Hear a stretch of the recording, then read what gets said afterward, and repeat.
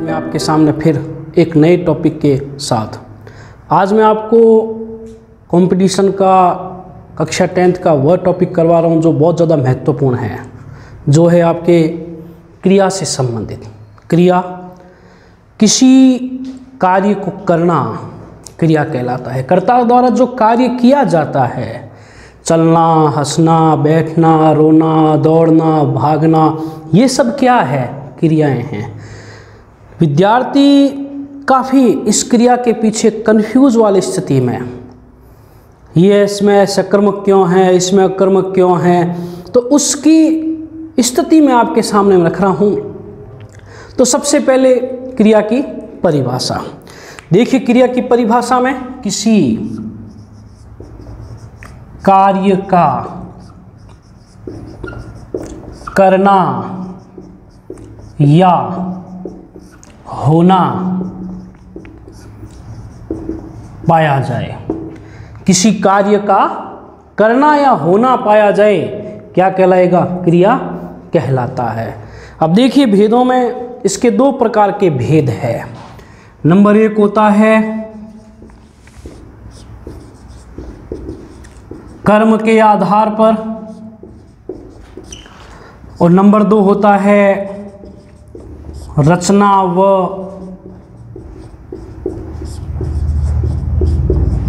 प्रयोग पे आधार पर। दो प्रकार के, यानी उत्पत्ति के आधार पर इसके दो भेद होते हैं। एक होता है कर्म के आधार पर और एक होता है रचना व प्रयोग के आधार पर। पेपर में काफी बार प्रश्न पूछा जाता है, कर्म के आधार पर क्रिया कितने भेद होते हैं, या रचना व उत्पत्ति के आधार पर, रचना व प्रयोग के आधार पर कितने भेद होते हैं। ठीक है ना। तो इसमें यानी मूल रूप से क्रिया की उत्पत्ति, यानी क्रिया में उत्पत्ति के आधार पर दो भेद आपके सामने मैंने रखे हैं। एक है कर्म के आधार पर और दूसरा है रचना व प्रयोग के आधार पर। अब बात बनती है, इसका नंबर 1 है आपके कर्म के आधार पर क्रिया के भेद। ठीक है ना। तो मैं शुरू करूंगा आपके सामने। कर्म के आधार पर क्रिया के मुख्य रूप से दो भेद होते हैं। वो होते हैं आपके, एक होता है अकर्मक क्रिया और दूसरा होता है सकर्मक क्रिया। ये हो गया आपके कर्म के आधार पर। अब बात बनती है कि सकर्मक क्रिया और अकर्मक क्रिया है क्या। देखिए अपनी भाषा में अपन कह सकते हैं अकर्मक। अ आ गया है तो आपको याद रखना है ऐसा वाक्य जिसमें लगभग कर्म का अभाव होगा। और सकर्मक दे दिया जाए तो सकर्मक में क्या होगा? कर्म दिया हुआ रहता है। ठीक है ना। तो शुरुआत करते हैं अपन। कर्म के आधार पर क्रिया के दो भेद मैंने आपको बताए हैं। एक बताया है इसमें कौन सा, अकर्मक, और दूसरा बताया है सकर्मक। तो देखिए इसमें आप नंबर 1 अकर्मक क्रिया। ठीक है ना। तो इसका परिभाषा के आधार पर, परिभाषाएं प्राय आपके इसमें प्रतियोगी परीक्षाओं में परिभाषा भी पूछी जाती है, इसलिए परिभाषाएं याद रखिएगा आप। जिस वाक्य में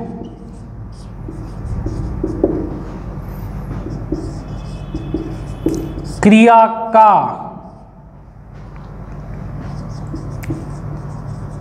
सीधा प्रभाव कर्म पर न पड़कर किसी अन्य पर, यानी कर्ता पर पड़ता है,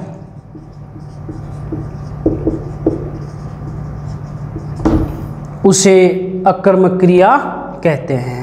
लगभग आपको ये ध्यान देना है कि ऐसा वाक्य जिसमें कर्म का अभाव होगा, लगभग वाक्य में कर्म का अभाव होगा। सीधा आपको दिया जाएगा कर्ता और उसके जस्ट बाद उसकी क्रिया आपको मिल जाएगी। जैसे राम सोता है, बालक जाग रहा है, माताजी बैठे हैं, तो यानी उसमें सीधा कर्ता के जस्ट बाद आपको क्या मिलेगी? क्रिया मिलेगी। ऐसा वाक्य कौन सा रहेगा? आपके सकर्मक, अकर्मक क्रिया का वाक्य रहेगा। अब इसमें आपको ये ध्यान देना है कि ऐसा वाक्य जिसमें कर्म का अभाव होता है उसमें आपको कर्ता के स्थान पर कौन का प्रयोग करना है, किसका, कौन का प्रयोग करोगे तो उत्तर की प्राप्ति हो जाएगी। जैसे बालक सो रहा है, तो बालक के स्थान पर आप कौन का प्रयोग करो, कौन सो रहा है, तो उत्तर की प्राप्ति हो जाएगी। लेकिन यहाँ पे एक बात और आएगी, सकर्मक क्रिया करेंगे तो बच्चों के दिमाग में ये भी रहेगा कि सर इसमें भी कर्ता के स्थान पर कौन का प्रयोग कर रहे हैं तो उसके उत्तर की प्राप्ति होती है। तो दिमाग में एक बात हमेशा रखिएगा, ऐसा वाक्य जिसमें कर्म का अभाव होगा उसी वाक्य में कर्ता के स्थान पर किसका प्रयोग करोगे, कौन का प्रयोग करोगे तो उत्तर की प्राप्ति हो जाएगी, तो हो जाएगा आपके अकर्मक क्रिया का। ठीक है ना। अब जैसे देखिए इसमें आप उदाहरण के रूप में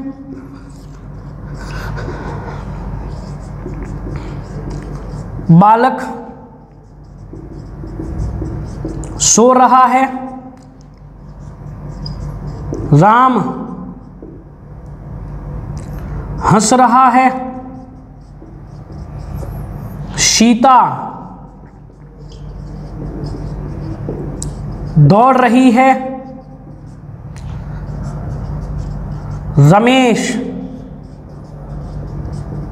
पी रहा है। अब इसमें कर्ता के स्थान पर अगर आप कौन का प्रयोग करते हो, किसके स्थान पर, कर्ता के स्थान पर अगर आप कौन का प्रयोग करते हो तो उत्तर की प्राप्ति होगी। और बात याद रखनी है आपको ये कि ये ऐसे वाक्य है जिसमें कर्म दिया हुआ नहीं है। देखिए कौन हंस रहा है तो उत्तर की प्राप्ति हो जाएगी, कौन, राम, कौन सो रहा है, बालक, कौन दौड़ रही है, सीता, और कौन यानी कौन पी रहा है तो हो जाएगा आपके इसमें रमेश। ठीक है ना। तो अकर्मक क्रिया का मतलब क्या समझे, ऐसा वाक्य जिसमें क्रिया का सीधा प्रभाव कर्म पर ना पड़कर किसी अन्य पर अर्थात कर्ता के ऊपर पड़ता है उसको क्या कहेंगे, अकर्मक क्रिया। अकर्मक क्रिया में प्राय लगभग कर्म का अभाव होगा। तो जिस वाक्य में कर्म का अभाव होता है उस वाक्य में कर्ता के स्थान पर अगर आप कौन का प्रयोग करोगे तो आपको उत्तर की प्राप्ति हो जाएगी। ठीक है ना। तो ये हो जाएगा आपके अकर्मक क्रिया हो जाएगा। ठीक है ना। अब दूसरा इसका भाग करते हैं अपन सकर्मक क्रिया।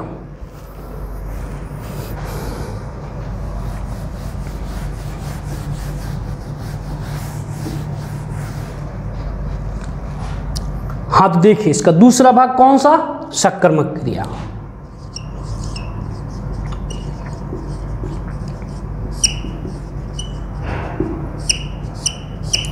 परिभाषाएं याद रखनी है इसलिए बार बार कह रहा हूं। जिस वाक्य में क्रिया का सीधा प्रभाव कर्म पर पड़ता है, ठीक है ना, उसमें देखिए कर्म पर न पढ़कर किसी अन्य पर बोले तो कर्ता के ऊपर पड़ता था, इसलिए वो कौन सी क्रिया थी, अकर्मक क्रिया। इसमें कौन सी है, सकर्मक में क्या बताया, जिस वाक्य में क्रिया का प्रभाव कर्ता पर न पड़कर सीधा किसके ऊपर पड़ेगा, कर्म के ऊपर पड़ता है, तो उसे क्या कहेंगे, सकर्मक। स का मतलब साथ, कर्म का मतलब होता है कर्म का साथ साथ होना, सकर्मक क्रिया हो जाएगी। तो देखिए इसकी विशेषता क्या रहेगी, इसमें कर्म के स्थान पर क्या, किसे और किसको का प्रयोग करेंगे। कर्म के स्थान पर क्या, किसे और किसको का प्रयोग करते हैं तो हमें स्पष्ट उत्तर की प्राप्ति होती है। मुख्य रूप से आपको क्या का प्रयोगी करना है। जैसे देखिए आप, बालक दूध पी रहा है, ठीक है ना। तो यहां पे अगर आप क्या का प्रयोग करते हो तो उत्तर की प्राप्ति होती है। बालक क्या पी रहा है, तो क्या का उत्तर जहां मिल जाता है वो कौन सी क्रिया होगी, सकर्मक क्रिया होगी। जैसे राम खाना खा रहा है, माताजी खाना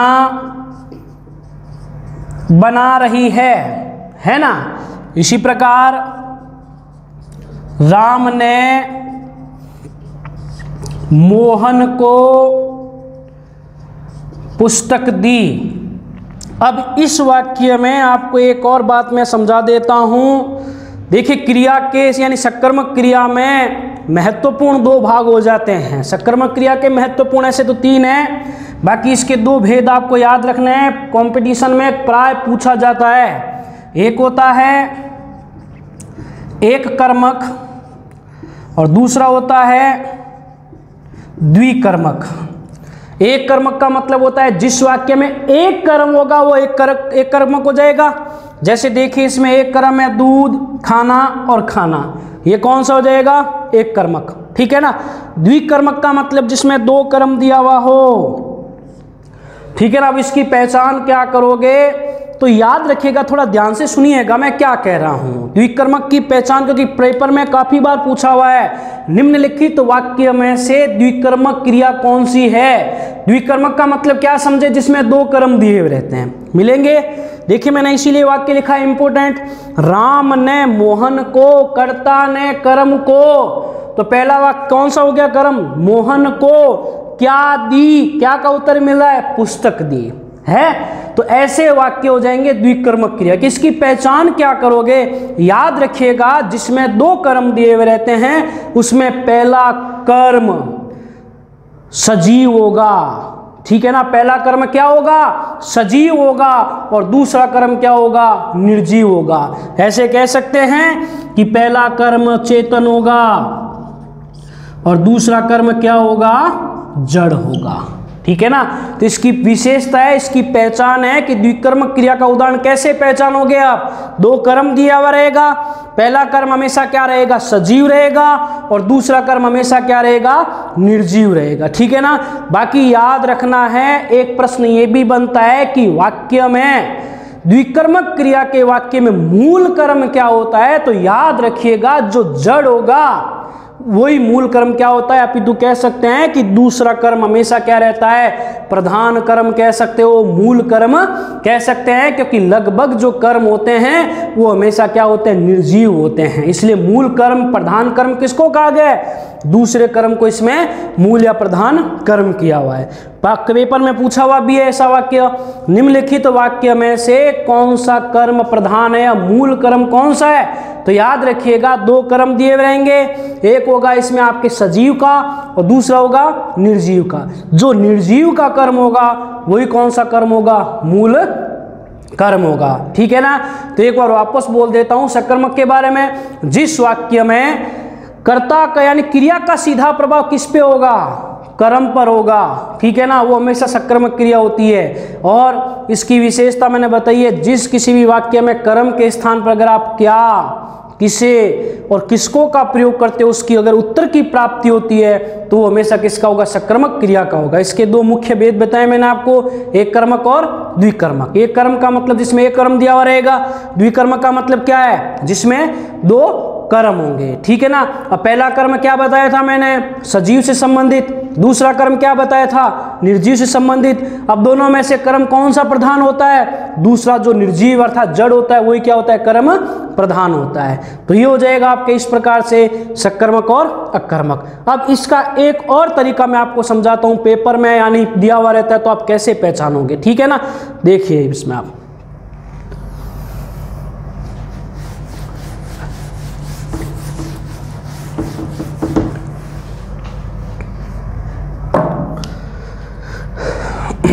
अपनी जो वाक्य की जो बनावट है वो कैसे होती है? देखिए इस प्रकार, कर्ता प्लस कर्म प्लस क्रिया, यही बनावट होती है ना। अब इसमें अपन यानी एक छोटा सा समझने का तरीका बता रहा हूं कि कैसे आप इसमें लगभग उसमें अपना सही उदाहरण होता है। देखिए इसमें आप कर्म को 1 नंबर मानते हैं अपन, कर्ता को 1 नंबर मानते हैं, कर्म को 2 नंबर, क्रिया को 3 नंबर माना, ठीक है ना। एक बार फिर बोल रहा हूं मैं, कर्ता को कितने नंबर माना है? 1 नंबर, कर्म को कितने नंबर माना है? 2 नंबर, और क्रिया को कितने नंबर माना है? 3 नंबर। अब वापस अपन परिभाषा की ओर चलते हैं। जिस वाक्य में क्रिया का सीधा प्रभाव कर्म पर ना पड़कर किसके ऊपर पड़ता है? कर्ता के ऊपर पड़ता है उसको कौन सी क्रिया कही थी अपन ने, तो याद रखिएगा वो होती है आपके अकर्मक क्रिया। तो याद रखना है जिस वाक्य में 3 नंबर का कॉन्टेक्ट अगर 1 नंबर से हो जाता है, 3 नंबर का कॉन्टेक्ट 1 नंबर से हो जाता है, देखिए क्रिया का सीधा प्रभाव कर्म पर ना पड़कर किसके ऊपर रहता है, कर्ता के ऊपर रहता है, उसमें कौन सी क्रिया होगी, अकर्मक क्रिया होगी। तो 3 नंबर का अगर 1 नंबर के साथ कॉन्टेक्ट होता है तो उसमें हमेशा कौन सी क्रिया होगी, अकर्मक क्रिया होगी। दूसरी बात, 3 नंबर का कॉन्टेक्ट अगर 2 नंबर से हो जाए, क्रिया का सीधा प्रभाव कर्म पर पड़ता है, किसके ऊपर, कर्म पर पड़ता है, तो उसमें कौन सी क्रिया की थी अपन ने, सकर्मक। तो याद रखिएगा सकर्मक क्रिया में 3 नंबर का कॉन्टेक्ट किससे होगा, 2 नंबर से।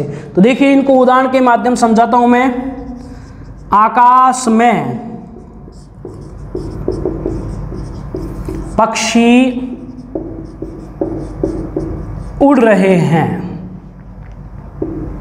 दूसरा है पक्षी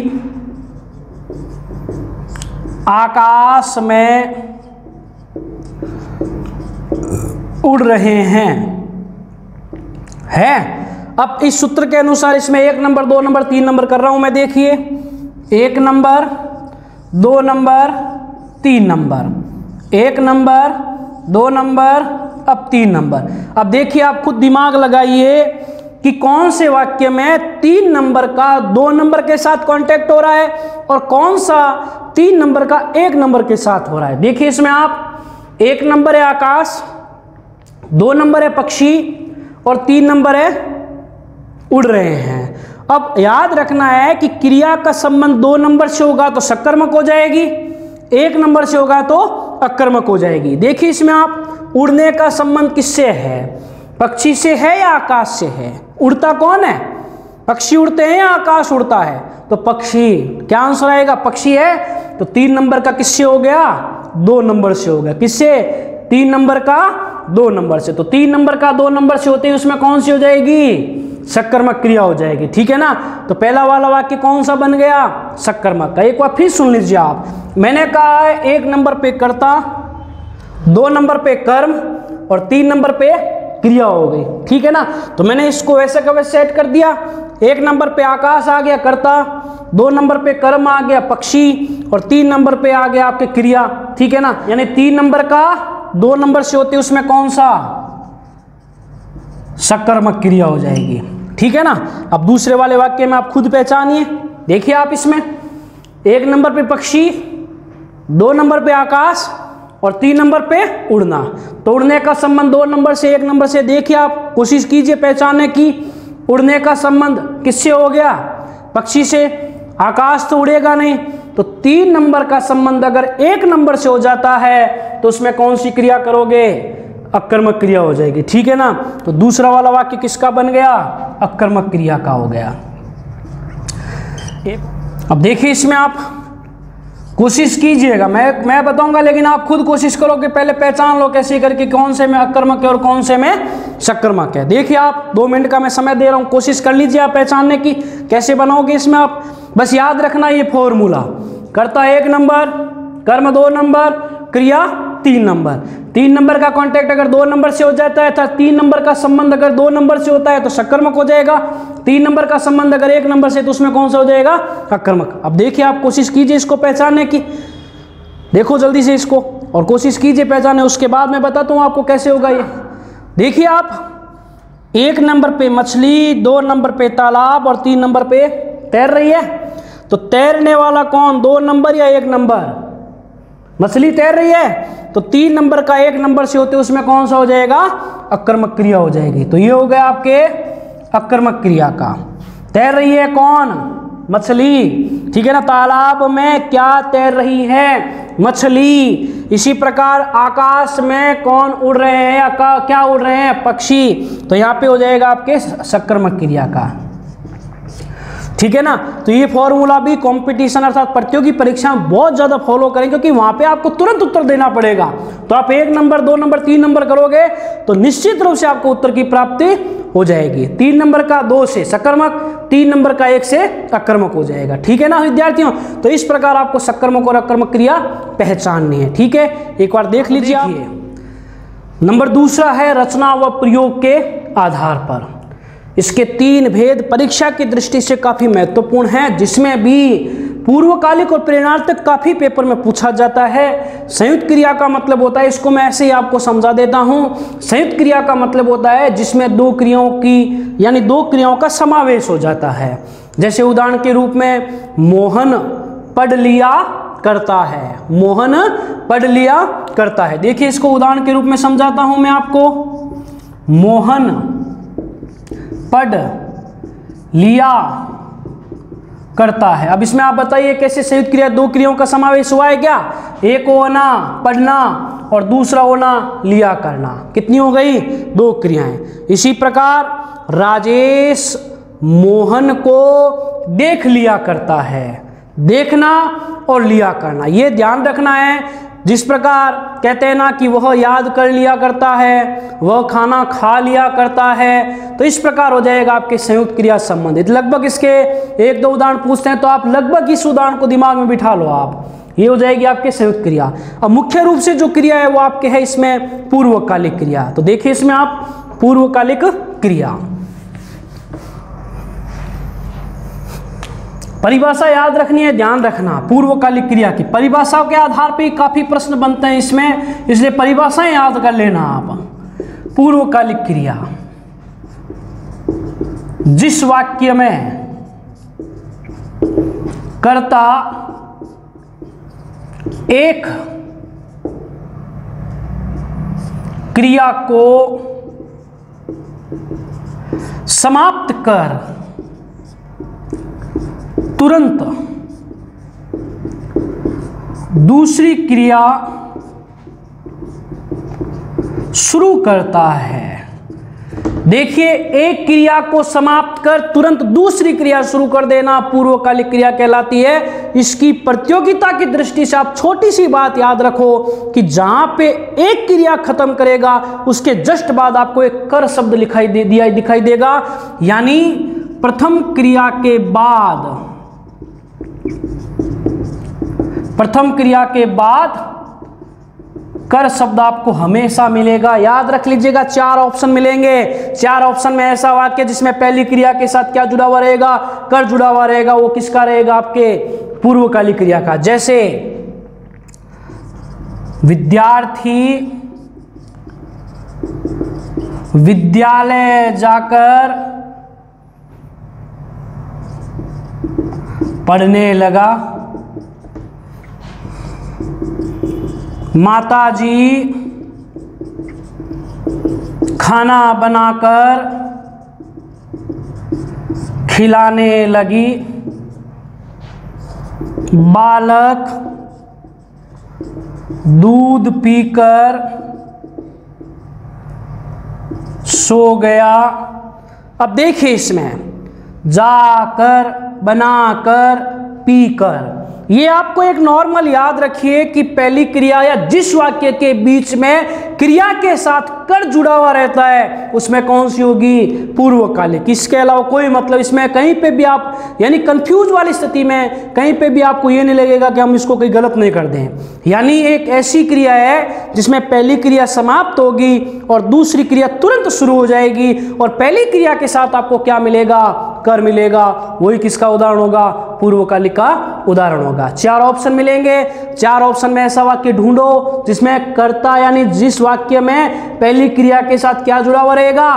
कर जुड़ा हुआ रहेगा। वो कौन सी क्रिया होगी? पूर्वकालिक क्रिया होगी। इसका सबसे बड़ा कहते हैं ना अपनी भाषा में कह सकते हैं कि इसका चुनाव चिन्ह है कर।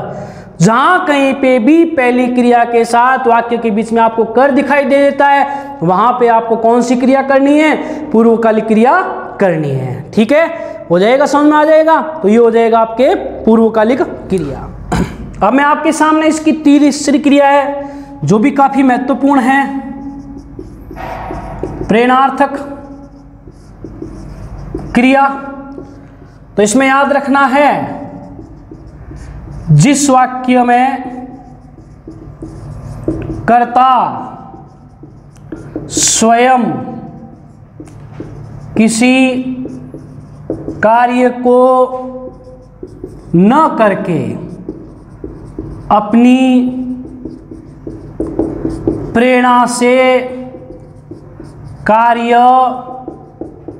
करवाता है, यानी इसमें कर्ता स्वयं कार्य नहीं करेगा अपितु अपनी प्रेरणा से किसी से क्या करवा लेगा, कार्य करवा लेगा। इसकी विशेषता याद रखना है, इसकी जो भी क्रिया रहती है उस क्रिया के साथ वाया, वाई, वाए या फिर क्या जुड़ा हुआ रहेगा, या।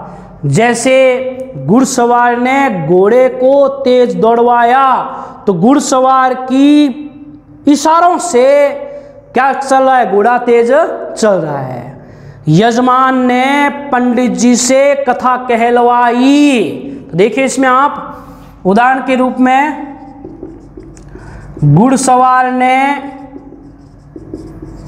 घोड़े को तेज दौड़वाया, यजमान ने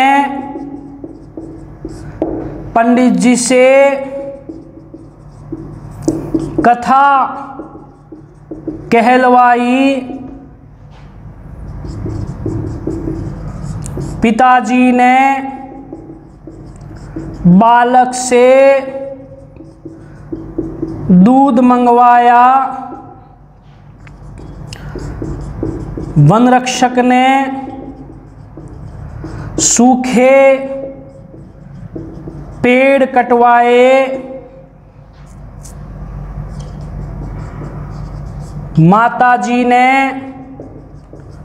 बालक को जगाया।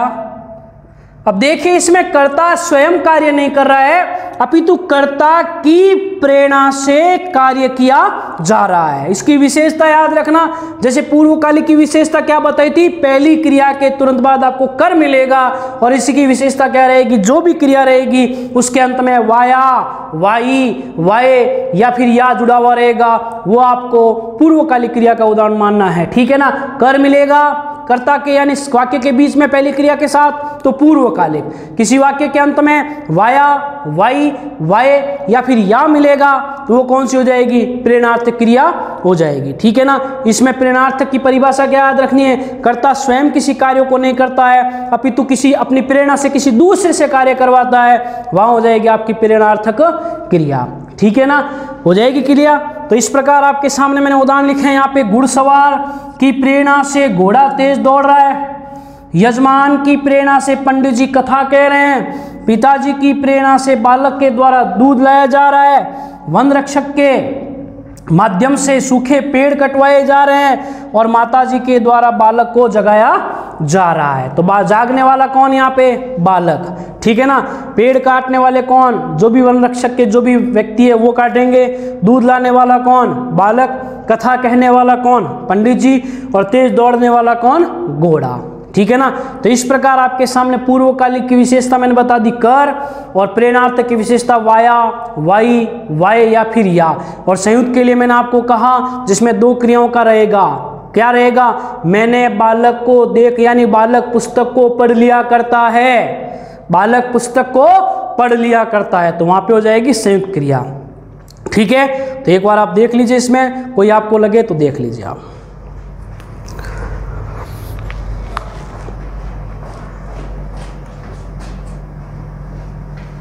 तो ठंडी होगी। हाँ, तो देखिए क्रिया के बारे में सकर्मक, अकर्मक, पूर्वकालिक, प्रेरणार्थक, प्रतियोगिता की दृष्टि से बहुत महत्वपूर्ण थे, वो मैंने आपको करवा दिए।